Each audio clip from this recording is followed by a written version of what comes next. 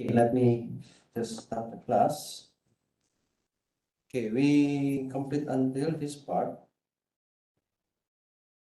I think if you still remember, we would like to split the user, the item, and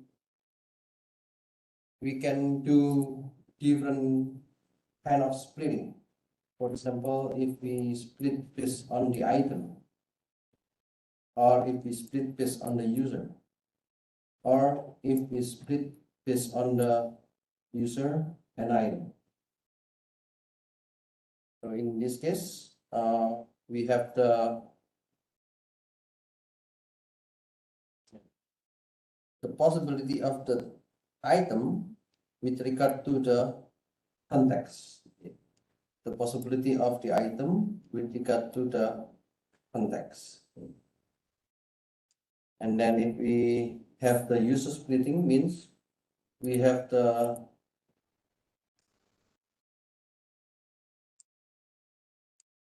user, and then we want to know about the context. User and then context. If we have the user and item at the same time, then yeah, we have this combination.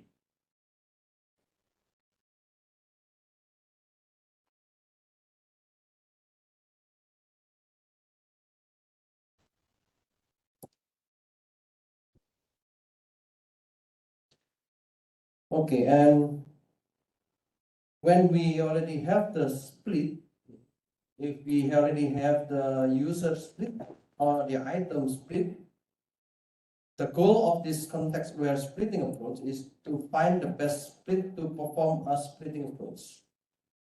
So it means after we split, we would like to obtain the user item rating matrix. This is the splitting.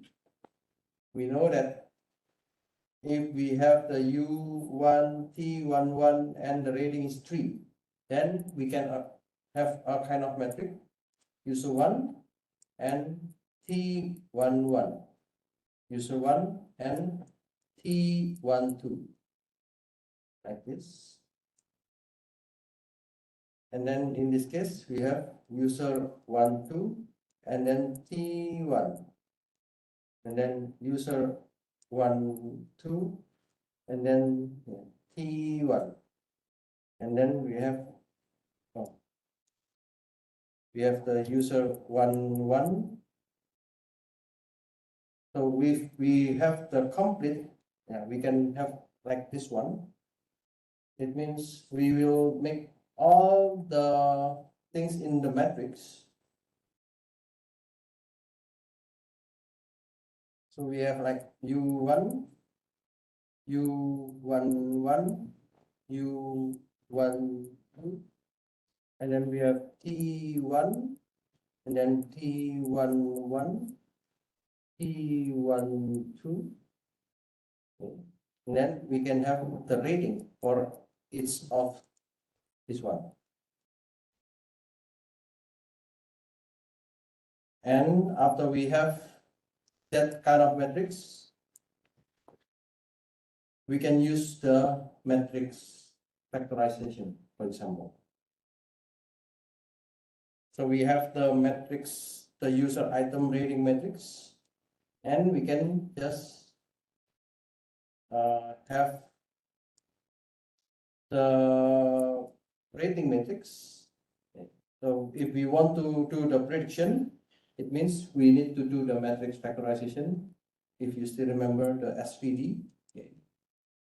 So we have the user item matrix, and then we need to define the U, and then we need to have the singular factor decomposition, and then we will multiply with the matrix of the item. So we have the M. So the idea is the same. We have the objective function like this one. It means this is the model or the matrix factorization, and this is the distance. So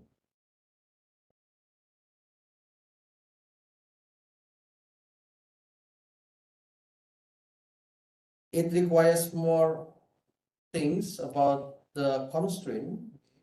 I think I will not explain the detail because we need to put the matrix factorization on this part. So on this part, yeah, we need to do the matrix factorization. So if you look at the I means the item, U means the user. So it's the same with the user and item in the matrix factorization.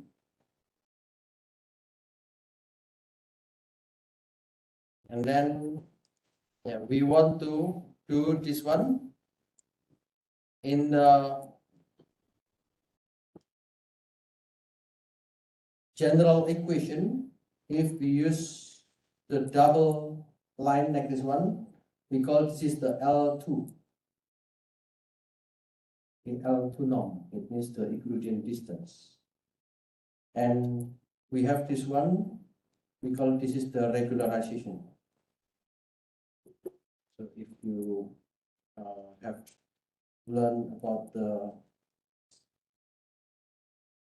deep learning, okay, we have the regularization, and we want to look at the distance for every possible item, and we want to also have the distance for every of all possible user. So not you. So this is the regularization, and then we want to know the actual rating minus by the prediction. So the error, okay, this is the error. The error should be minimum. And if the error is minimum, we would like to know also the regularization. Okay, the regularization should be also minimum. If all those minimum, then we will choose that matrix factorization for modeling. And we can use the parameter updates. Let's say in this example, so in this presentation given by the tutorial, he tried to use SGT. SGT is one of the parameter tuning in the machine learning. We call it, this is the stochastic gradient descent. So I have not explained about the stochastic gradient descent. I'm not sure if you learn it in the data mining, but we can have a kind of combination of the parameters. So we can find what is the best parameters. Okay, this is, we want to find the best parameter to put into the matrix of an item, and we want to find the best parameter to put into the matrix based on the users.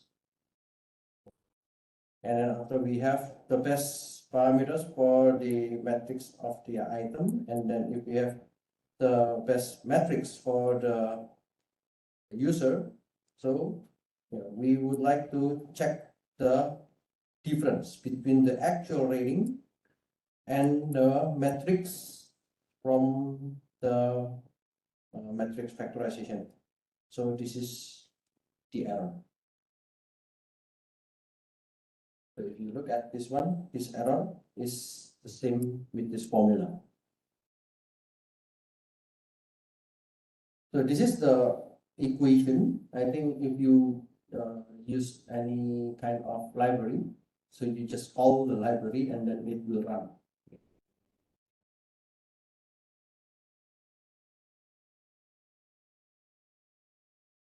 Okay. Next, in the contextual modeling, there are two kind of modeling. The first is independent and the other is dependent. For the independent, I would like to just mention briefly about the tensor factorization.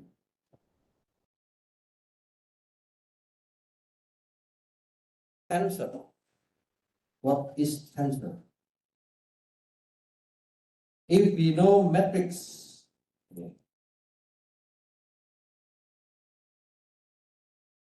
matrix is for two-dimension data. We have X and we have Y, or we have X1 and X2. So usually we use the matrix. But if it is more than two-dimension, if it is more than two-dimension, we need to apply tensor. So the tensor can be for three-dimension, it can be for four-dimension, and so on. We call this is multi-dimensional space because we can have the three-dimension, we can have more than three-dimension. Let's suppose we have the users and then the items. So you already know if we have the user and item, so it is two-dimension. But if we have one more items or one more things to consider, then we have one more dimension. So we call this is the context, for example. We can see from this figure, the user 101, the name is John, and then the age is 25. So this will be in the first row. The item is ID, the ID is number 2, and the ID number 2 is an item name of AB17, and the cost is 250. So this is the item ID number 2. And we have the context. The context means, for example, in this case, if the ID is 1, then it is on Wednesday. If it is 2, it is on weekend. If it is 3, then it is holiday. So we have like this one, 1, 2, and 3. In this, we call it cube.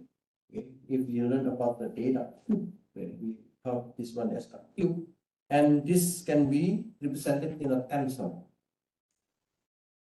In this case, we would like to know the rating. The rating is 6. And I know this is the rating given by the user 101. And this is for the item 7. And it is in the context of wiki.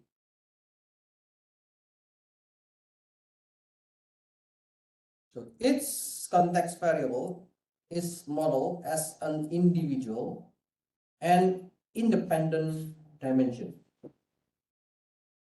Independent dimension in addition to user and item dimension. So yeah, this is the context variable, and then we can put it into the user and the item.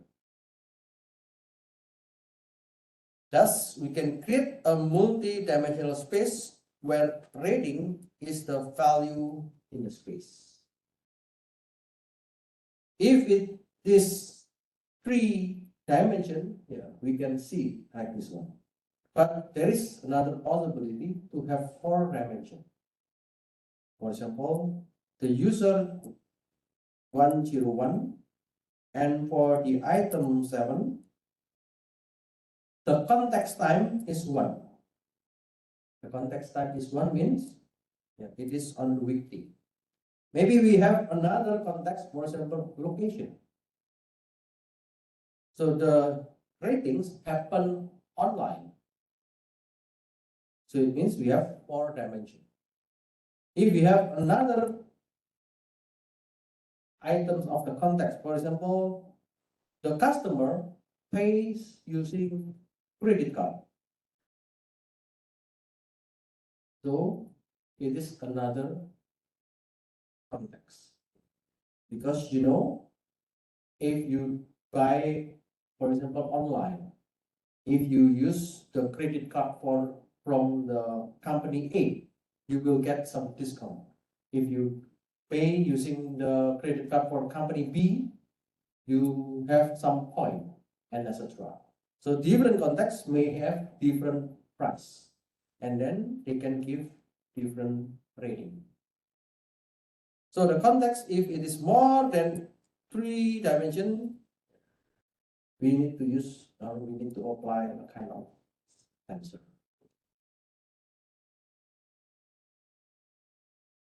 The tensor is a little bit complicated because we need to understand some mathematical terms and we need to understand the metrics.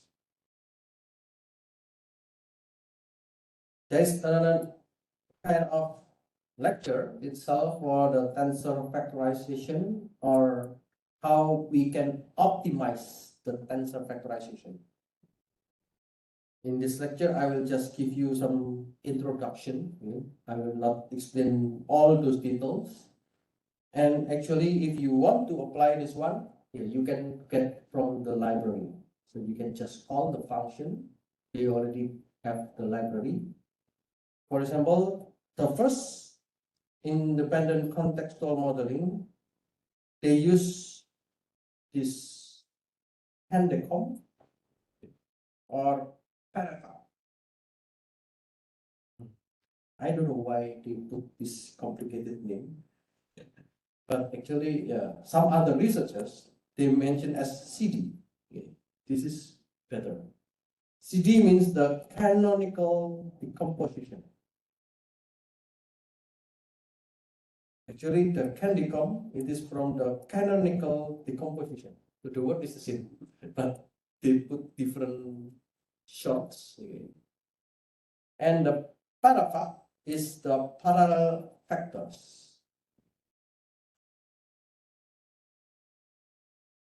So the idea is similar with matrix factorization. We want to find the, if you still remember, the M, it will be equal to the matrix of user multiplied by a kind of singular factor decomposition. And then we have the matrix for the item. Maybe for the precise, we can transpose. In the tensor, is also the same. We have Y, and Y is the matrix or the tensor for the rating, and we will multiply with every of the variable. For example, the first is user, the second is item, the third is the context, and we want to get the best tensor, or we want to find the identity tensor D.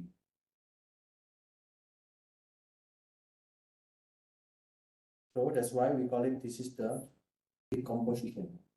We want to decompose for every of these metrics, and then we would like to find the best D so we can represent the tensor information. And there are many things in the tensor. We have the tensor of rank 1. We have a tensor of rank 2 and so on. But usually people in this domain, they just use the tensor rank 1 tensor. So if we have the Y, I think you already know, we have the P1, let's say this is user, and then we have P2, let's say this is the item, And then P3, let's say this is the context. So we can make a kind of tensor of k dimension. Okay. So we have k dimension. The k you can determine. Okay. It depends how big the dimension that you want to create. And the k will be the dimension of the P1. For example, this is the user. And then the k will be also the dimension for the P2. For example, this is the item. And then the k will be the dimension for the P3. For example, this is the context.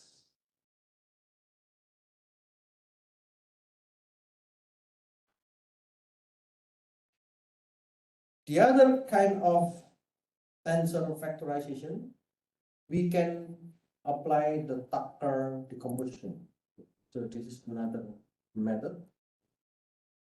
And instead of using the k from the same numbers, so in this case, for the canonical decomposition, we use the k multiplied by k multiplied by k. So all k numbers are the same. In the Tucker decomposition, we have different k. Okay, so you need to understand the linear algebra. This.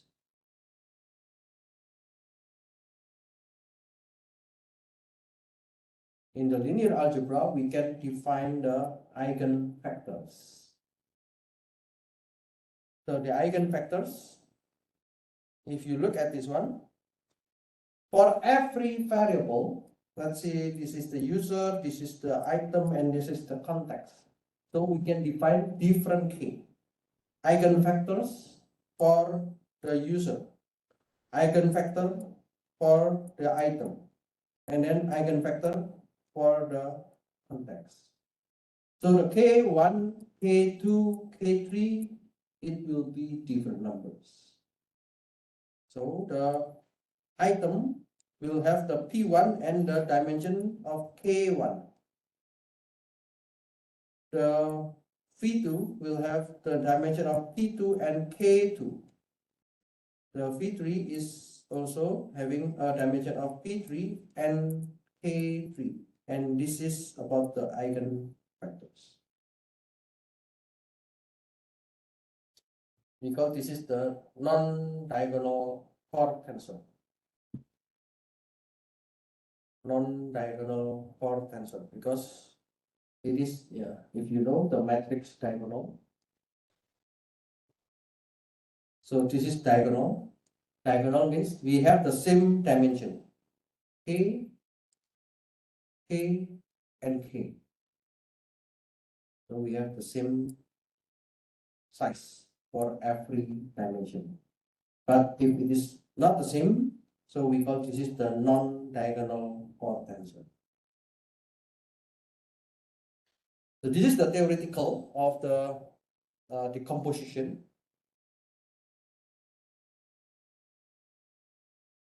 The tensor factorization, it is straightforward, easy to incorporate context into the model. So you can just directly put another variable. Let's say we have the variable 1, we have variable 2, and then we can just include into the variable 3. The pros, this is the benefit, but the disadvantage, it ignores the dependence between context and user item dimension. Yeah, even though we have the multiplication, but there is no kind of dependency. And this one is computationally cost when the context dimension is small. So there are some research working on efficiency improvement for the TF. TF is the tensor factorization. Yeah, you know, if we deal with the matrix, it is the same with the deep learning. So there are so many numbers that we need to compute. So the matrix can be run in the GPU and so on.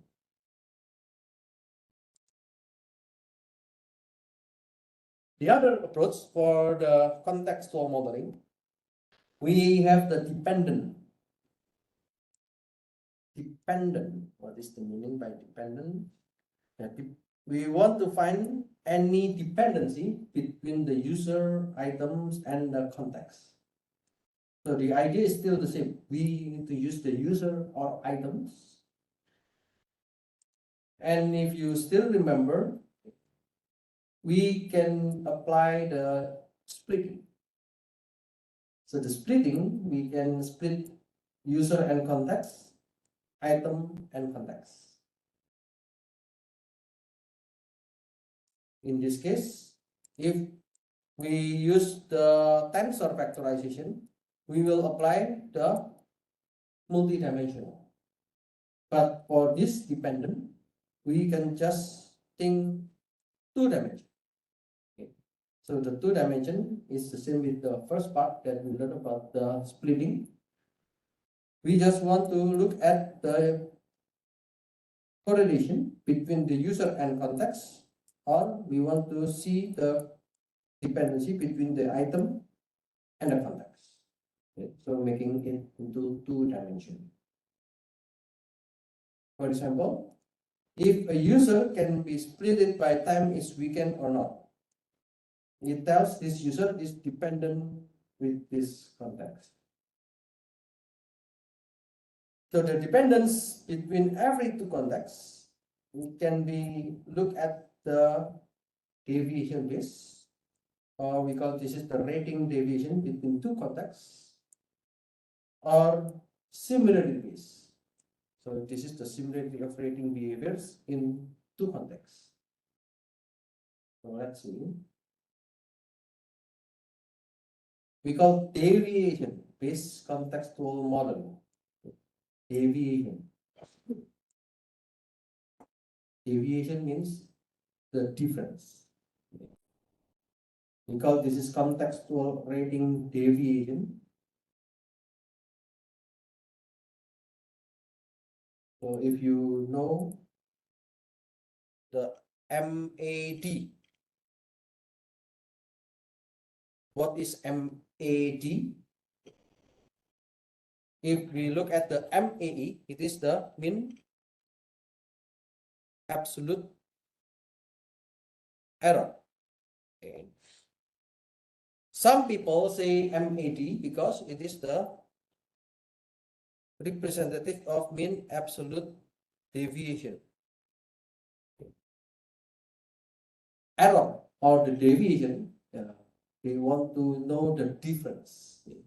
That's why sometimes if you look at the basic concept of MAE, it is from the MAD. So this is the mean absolute deviation.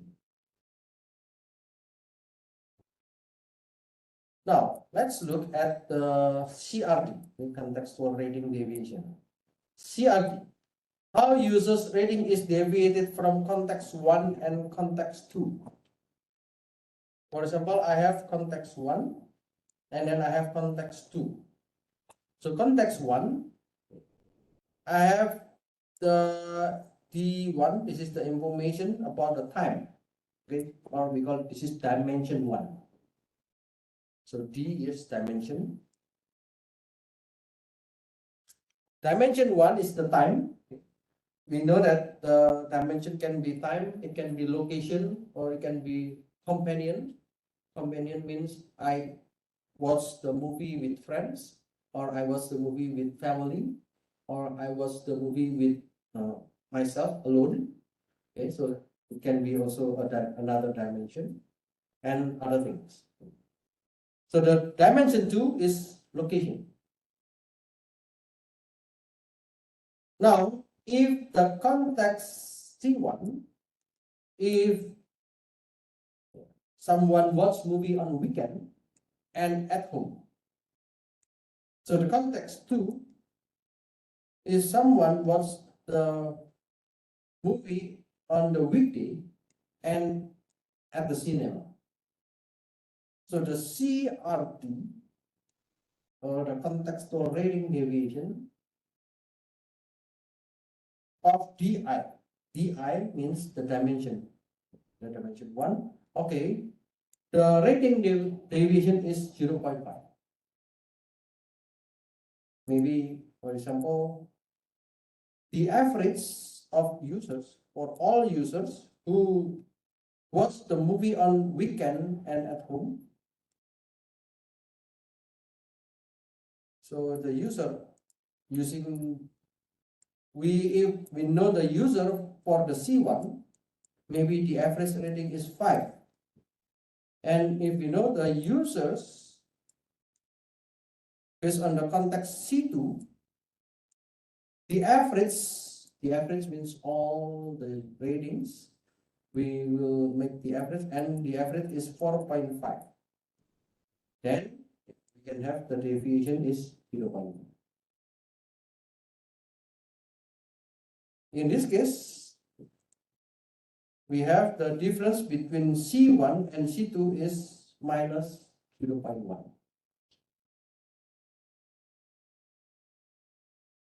So we can say something like this. If the CRD D1 0.5, users rating in weekday is generally higher than user rating at weekend by 0.5. If we have this one, CRD in the dimension 2, it is minus 0.1. Then the user's rating in the cinema is generally lower than the user's rating at home by 0.1. So this is how we can interpret with the deviation. And we can predict. So the prediction is not that complex like tensor, because we just want to make it into 2 dimensions. Let's assume that the rating for the user in the particular item in the context 1, this one is 4. So I can just make the predicted rating. I want to predict the rating when the context is 2.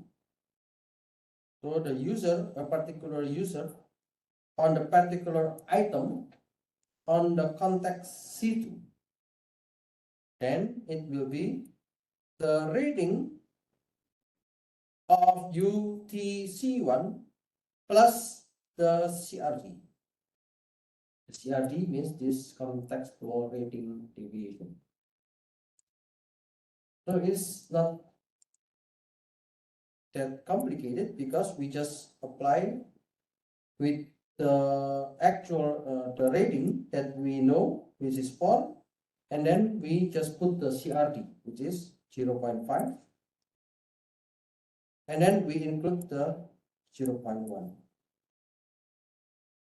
So because we know that the difference between weekday and weekend is 0.5, and we know that the difference between cinema and home is minus 0.1, then we can have a prediction. If someone watched that movie with the context of weekday and cinema, it means there might be a difference of 0.4.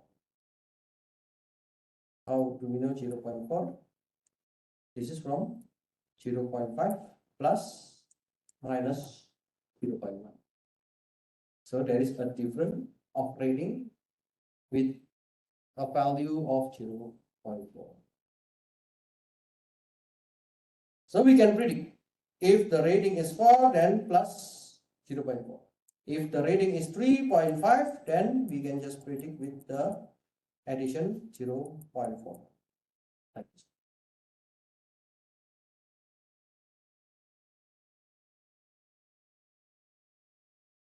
Sometimes there might be a kind of empty.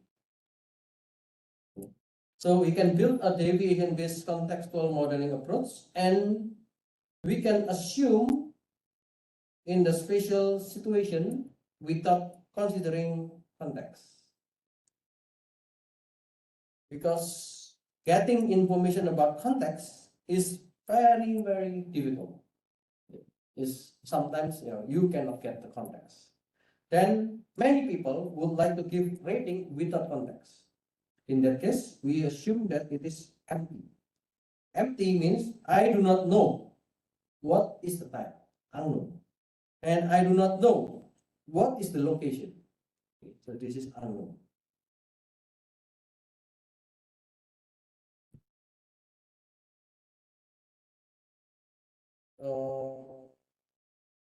I think I missed this one. This should be minus 0, 1. Sorry.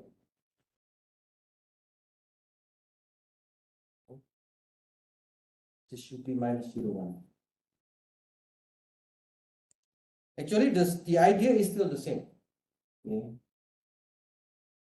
The idea is still the same by applying, if we assume the rating of user, a particular user, a particular item, and no context. So I do not know any context of this one, and rating is 4.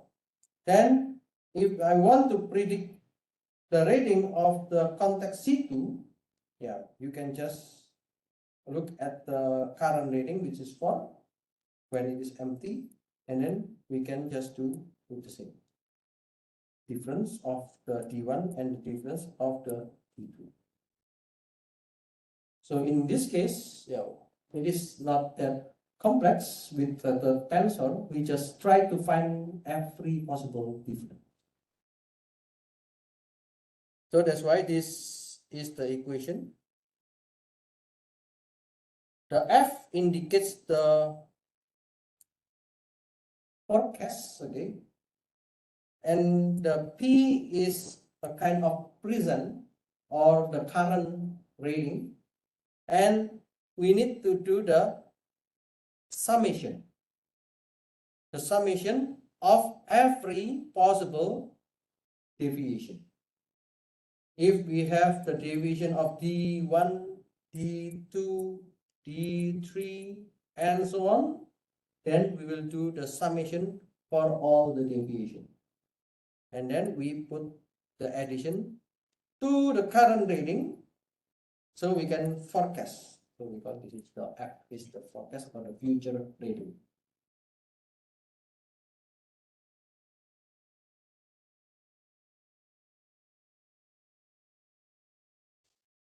We have a kind of different possible modeling.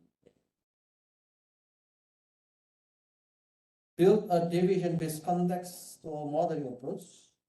So the simple model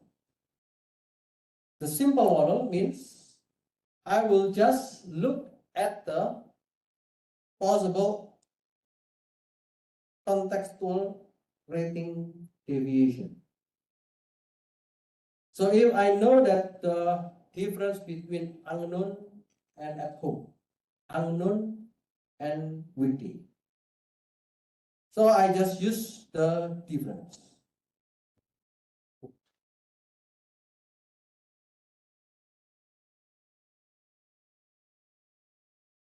Okay.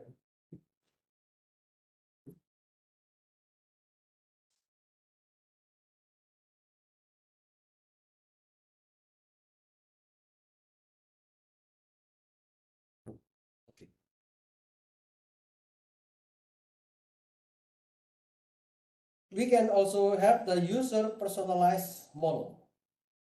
The user personalized model means I want to know the CRD, the contextual rating deviation of the dimension I on the particular user. If it is item personalized model, I would like to know the contextual rating deviation on the particular dimension and on the particular items. So the difference is only on the CRD. In this case, the CRD is for all possible user and items, but you can make it in some users. For example, I want to know only user 1 and user 2. Then you will look only the contextual rating deviation for user 1 and user 2. If you have the CRD I and T, it means I want to know the contextual rating deviation of the dimension I, and I would like to get only the deviation based on the item 1 and item 2. So it means the range will be different with the general deviation. Note that PUT could be a rating prediction by any traditional recommendation systems. For example, the matrix factorization. So I mentioned to you, this is the actual rating, but yeah, we can also use this as the rating prediction. After you do the rating prediction, you put into this P and then you will add with the CRD.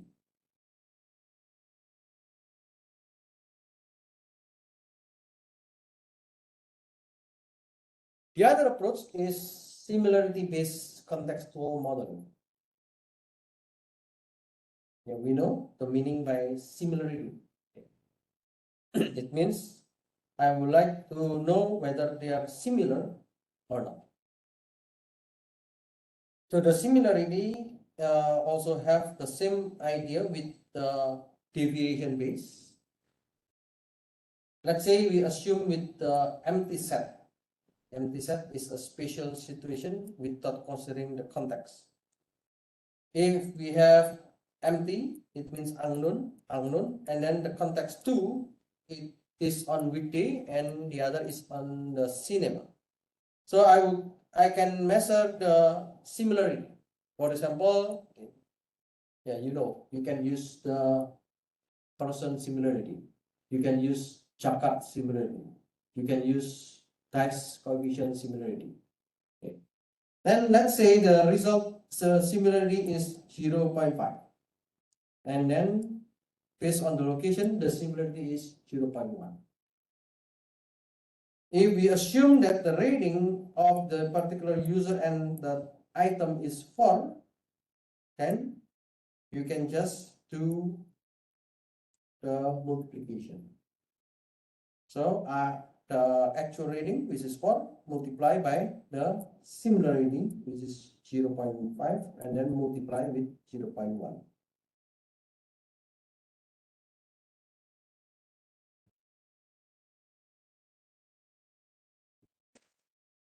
So there are some challenges on modeling the context with the similarity base.